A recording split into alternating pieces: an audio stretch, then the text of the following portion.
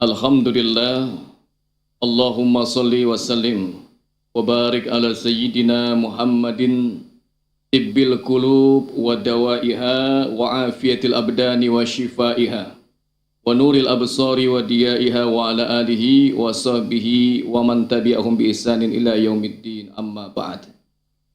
Yang sama-sama kita hormati segenap pimpinan Badan Pengelola Masjid Istiqlal, mobil khusus Imam Besar Masjid Istiqlal Bapak Profesor Dr. K. Haji Nasaruddin Umar MA, para alim ulama, para asatiz, bapak-bapak, ibu-ibu jamaah sholat asar Masjid Istiqlal rahimakumullah. Pada sore hari ini kita lanjutkan ibadah kita dengan mengikuti ta'lim pengajian hawamis yang mudah-mudahan duduknya kita di tempat yang mulia ini dicatat sebagai amal ibadah di sisi Allah Subhanahu wa Ta'ala. Dan tidak lupa kita juga menyapa para pemirsa YouTube Masjid Istiqlal TV dimanapun Anda berada, yang mudah-mudahan juga yang ikut menyimak pada sore hari ini diberikan oleh Allah keberkahan dan juga rahmat maghfirah dari Allah Subhanahu wa Ta'ala. Di sore yang penuh dengan keberkahan ini, ya alhamdulillah kita telah melaksanakan sholat asar berjamaah. Mudah-mudahan ibadah kita, amal ibadah yang kita lakukan di hari ini, sore hari ini, semua diterima oleh Allah Subhanahu wa Ta'ala. Bapak Ibu hadirin jamaah sholat asar Masjid Istiqlal rahimakumullah, kita mengambil berkah, cari berkah dari bacaan kitab Irsyadul Ibad ila Sabilir Rasyad yang ditulis oleh Al-Imam Zainuddin Al-Maribari. Kita lanjutkan bacaan kita, yaitu pada pembahasan babun fadlus sholah al-maktubah, yaitu bab keutamaan sholat wajib. Yang terdahulu kita sudah bahas tentang keutamaan kita melaksanakan sholat 5 waktu, sholat wajib. Dan juga kita juga sempat membahas tentang sanksi atau hukuman bagi orang yang meninggalkan sholat wajib. Nah, maka pada sore hari ini kita akan sedikit melanjutkan bacaan kita, yaitu kaitan dengan orang yang meninggalkan sholat wajib. Waruya, bahwasanya telah diriwayatkan dalam sebuah hadis, anna fi jahannam wadiyan, sesungguhnya di neraka jahanam, ya.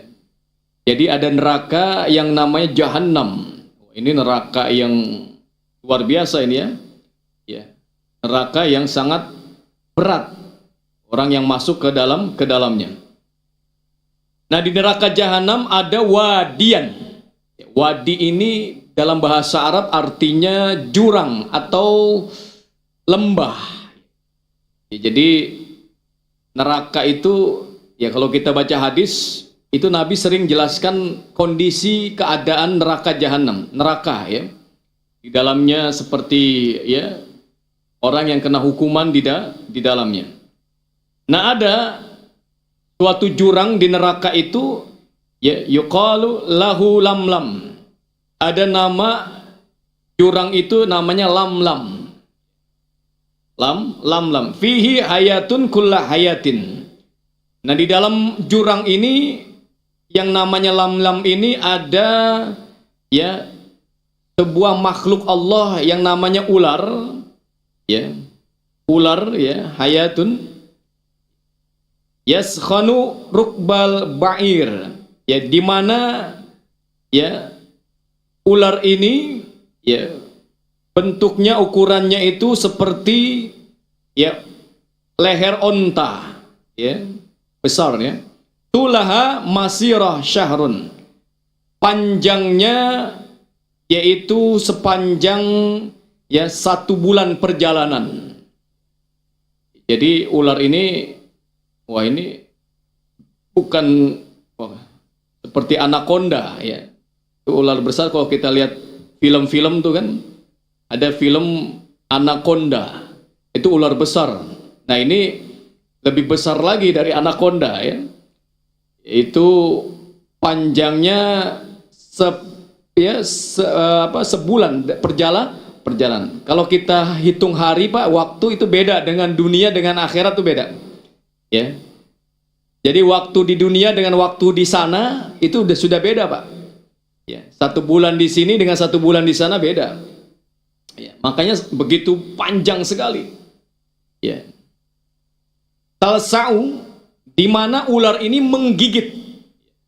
Kita ketahui bahwa ular ini ya nggak di dunia, nggak di neraka, sama kerjaannya gigit, ya, menggigit.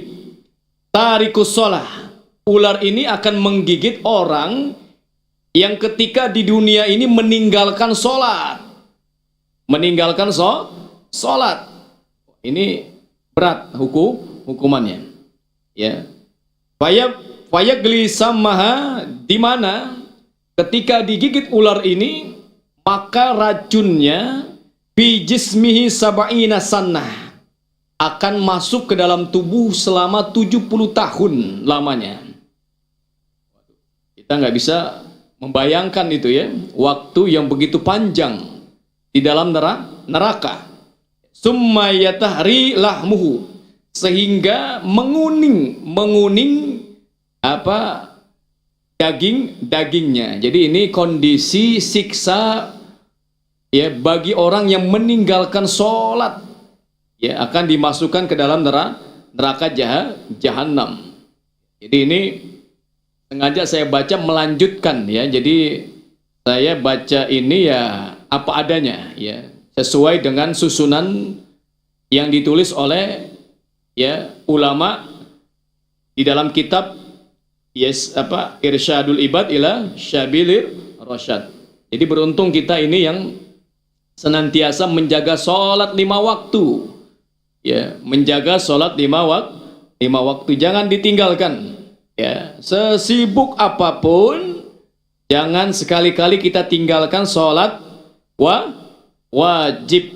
Ya, ini ya siksaannya, hukumannya berat sekali, nauzubillah. Ya. Nauzubillah. Nah yang berikutnya, waruya aidon anna imra'atan min bani Israel. Nah ada sebuah riwayat ya, suatu ketika ada seorang perempuan dari Bani Israel. Ya, Bani Israel ya, ini kaumnya Nabi Musa Pak. Ya. Bani Israel ini kaumnya Nabi Musa ya. Nah ada perempuan dari Bani Israel, ja'at ila Musa, datang kepada Nabi Musa ya alaihi salam. Faqalat ya Nabi Allah, perempuan ini mengadu kepada Nabi Musa, ya Nabi Allah ya, azabtu ya, azan batu ya, dan ban aziman, saya telah melakukan dosa besar. Waqad tubtu ilallahi ta'ala, pada Allahu ayyakfirli zanbi. Perempuan ini minta ya, mengadu kepada Nabi Musa, sesungguhnya saya ini punya dosa besar dan saya sudah bertobat kepada Allah. Ya. Ya, meminta sama Allah ampunannya. Zanbi wa yatubu ya alayya ya.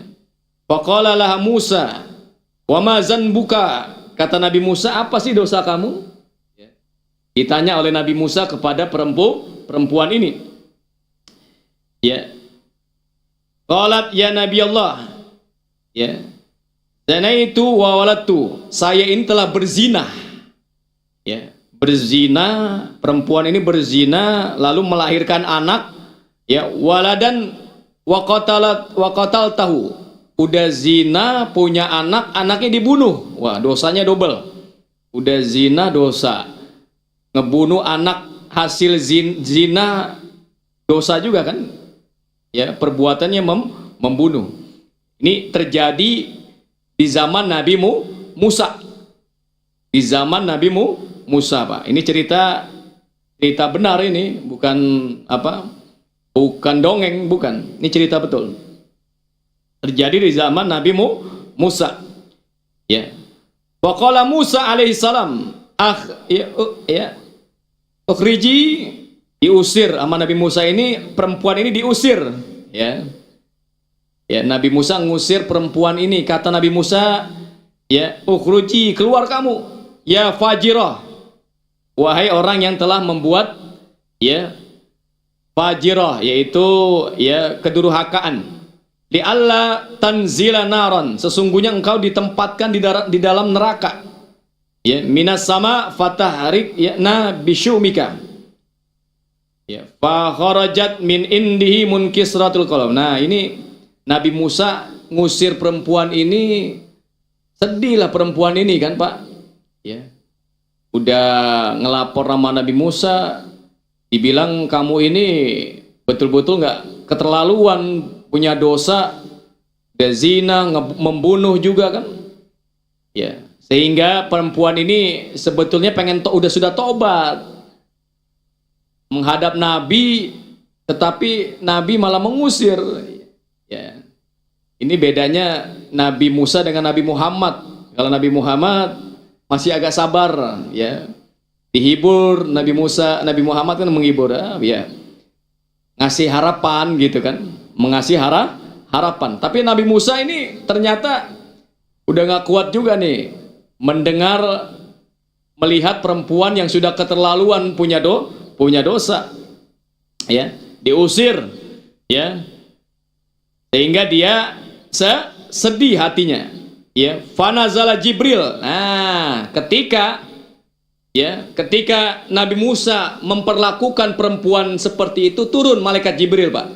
Turun malaikat Jibril.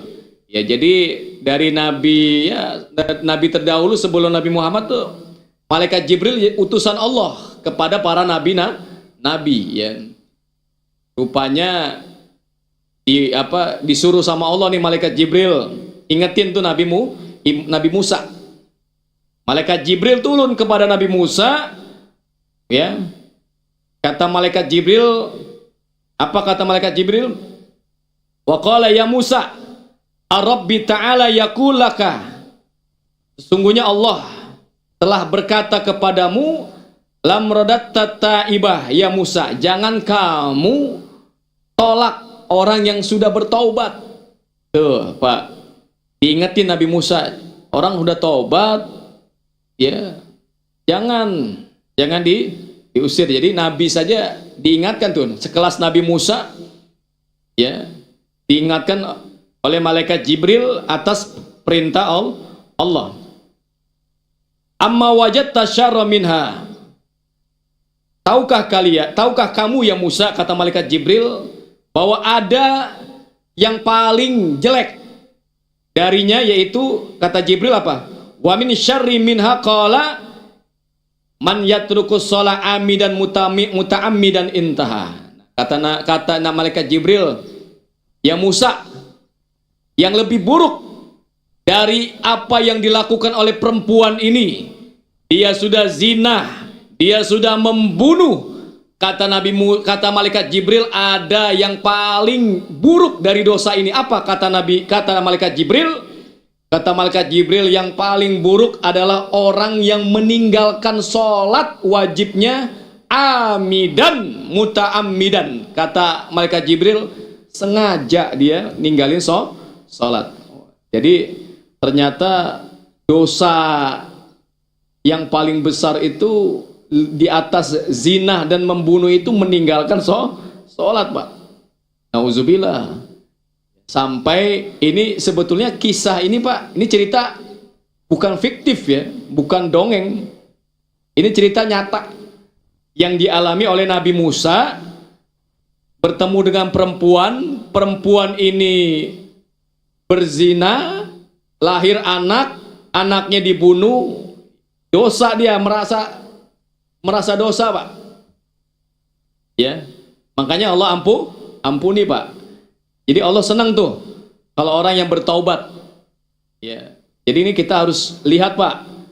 Kalau orang itu udah betul-betul taubat, kita jangan apa ya, jangan membuat hatinya sedih. Ah, kamu dosa, kamu masuk neraka, jangan. Ya Allah terima tobat kamu insya Allah, gitu Pak. Jangan bikin orang sedih, ya. Karena boleh jadi dia menyesal dosa itu lebih baik daripada kita yang sering ibadah tapi sombong. Hati-hati. Orang yang sering ibadah sombong, ya, orang yang tobat karena maksiat itu bisa jadi lebih baik daripada orang yang ibadah tapi sombong. Ya Pak ya. Ini hati-hati, ya. Ini ada orang seperti itu, ya, merasa sudah suci, sudah hebat ibadahnya, ya, padahal orang yang bertobat berbuat dosa lalu ya bertobat itu lebih disenangi oleh Allah, ya, lebih disukai oleh Allah. Ini terjadi ketika dalam kisahnya Nabi Musa bertemu dengan perempuan tadi, Pak. Ya, dia merasa menyesal, ya Allah, tuh. Ya, namanya manusia kan khilaf, Pak. Ya, khilaf. Mungkin dia namanya manusia kan. Dia menyesali perbuatannya, itu taubat, Pak. Itu jangan kita bicara apa gimana, kita harus hibur dia, ya. Semoga Allah menerima taubat kamu, ya, insya Allah taubat kamu diterima oleh Allah Subhanahu wa taala. Begitu kita ngomongnya gitu kan. Nyenengin. Jangan buat sedih. Jangan, boleh jadi dia lebih mulia dari kita ini karena taubatnya. Makanya Nabi Musa ditegur oleh malaikat Jibril atas perintah Allah. Ya Musa, ada yang lebih buruk, lebih parah dosanya itu, yaitu meninggalkan sholat secara sengaja. Ya, sholat asar. Kita ada kewajiban laksanakan sholat asar, lalu ditinggalin. Udah tahu wajib, sengaja kita meninggalkan, itu lebih buruk dosanya daripada berzina dan membunuh. Itu kata dalam kisahnya, ya, Nabi Musa dan malaikat Jibril serta perempuan yang tadi datang. Jadi ini Pak, ingatin kita nih, ya, bahwa kita diingatkan, ya, kita ajak keluarga kita, Pak, pelan-pelan. Ya, kalau ada yang belum sholat, diingetin, ya. Ya, namanya mengajak, hidayah itu kan dari Allah. Kita ngajak, gitu kan. Oh belum mau, ya diajak lagi, bismillah, pelan-pelan. Ya, kalau bisa diceritain nih, ya dosanya tuh, siksanya berat, ya. Ketika nanti di neraka itu, ya. Ya, makanya kita sering ingatin. Inilah, ya, gambaran kepada kita sekalian bahwa sesungguhnya, ya, yang kedua hikmah dari cerita ini bahwa Allah, ya, Allah menerima taubat perempuan tadi meskipun perempuan tadi berbuat dosa, Pak. Ya. Itu, Pak. Jadi Allah Maha Pengasih dan Maha Penyayang. Terkadang kita yang sudah suka menghakimi orang kan, ya, mohon maaf, ya, kamu neraka, kamu dosa, jangan. Allah saja Maha Pengampun, ya, Allah saja Maha Pengampun. Kita ini kadang manusia ini nggak mau maafin orang, nggak mau maafin orang. Wah, melebihi, ya, jauh kita dari sifat-sifat Allah, gitu kan. Allah Maha menerima taubat. Dari kisah ini tuh yang bisa kita ambil hikmahnya bahwa, ya, seberat apapun dosa yang dilakukan, ya, itu Allah masih buka pintu ampunan. Allah masih buka pintu ampunan. Segera taubat sebelum terlambat. Ya, segera. Allah masih terima itu. Kalau itu dosa besar, ya. Kalau dosa kecil cukup istighfar, astagfirullahaladzim, cukup istighfar. Tapi kalau dosa besar nggak bisa, taubat. Nah, syarat taubat tuh banyak. Syarat taubat itu meninggalkan perbuatan yang tidak baik yang pernah dilakukan. Yang kedua, menyesali, Pak. Taubat itu syaratnya menyesali apa yang dilakukan. Itu salat taubat. Saya kira demikian, sedikit saja dari saya mengingatkan kita sekalian bahwa apa yang dialami oleh Nabi Musa dan umatnya saat itu menjadi pelajaran bagi kita sekalian bahwa kita senantiasa menjaga diri kita, ya, sholat kita, terutama sholat wajib ini. Dan yang kedua, segera kita mengajak keluarga kita yang belum sholat, pelan-pelan, ya. Kalau belum mau, nggak apa-apa, terus ingetin, ya, jangan bosan-bosan, ya. Lalu yang ketiga, pelajarannya adalah, ya, Allah memberikan ampunan kepada siapapun, ya, yang punya dosa kecil maupun dosa besar, Allah mengampuni, ya. Allah mengampuni asalkan kita minta ampun. Nah, ini dari kisah ini juga diceritakan akan pedihnya siksaan orang-orang yang meninggalkan sholat, ya, siksaan orang-orang yang meninggalkan sholat. Baik, saya kira demikian apa yang dapat saya sampaikan. Insya Allah akan kita lanjutkan pada hari Sabtu besok untuk melanjutkan, mudah-mudahan bisa menghatamkan kitab, ya, Irsyadul Ibad, ya, seperti kita ngaji di pesantren, ya, kitab-kitab kuning ini yang ngalap berkah kita. Insya Allah dengan menghatamkan kitab ini, ya, kita mendapatkan juga keberkahan ilmu, ya.